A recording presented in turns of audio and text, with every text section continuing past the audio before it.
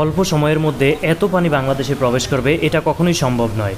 শুষ্ক মৌসুমে বাঁধ তৈরি করে নদীর গতিপথ বন্ধ করে দেওয়া এবং বর্ষা মৌসুমে অতিরিক্ত পানি হঠাৎ করে ছেড়ে দেওয়া পূর্ব সতর্কতা ছাড়া এটা সত্যি চরম মাত্রার একটি আগ্রাসী কর্মকাণ্ড। অল্প কয়েক ঘন্টার ব্যবধানে দেশের অনেকগুলো জেলাতে পানি বিপদসীমার অনেক উপর দিয়ে যাচ্ছে। এতে করে গর্ভবতী মহিলা, শিশুরা চরম মাত্রায় বিপদে পড়েছে। তারা নির্দিষ্ট স্থানে বা নিরাপদ স্থানে যাওয়ারও সুযোগটুকু পায়নি। ভারতীয় এই সন্ত্রাসী এবং আগ্রাসী কর্মকাণ্ডের তীব্র নিন্দা জানাচ্ছি।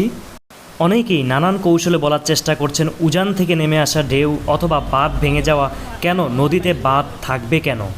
ভারত যদি নদীতে প্রতিবন্ধকতা সৃষ্টি না করত তাহলে স্বাভাবিকভাবেই মানুষ তার পূর্ব প্রস্তুতি নিতে পারত এবং নদী তার স্বাভাবিক যে কর্মচাঞ্চল্য সেটা ফিরে পেত। এই ঘটনা থেকে শিক্ষা নিয়ে আমাদের সংশোধন হতে হবে। পাশাপাশি সারা দেশে বিপদগ্রস্ত মানুষের কাছে যার যেটুকু সামর্থ্য আছে সামর্থ্য অনুযায়ী পাশে থাকুন।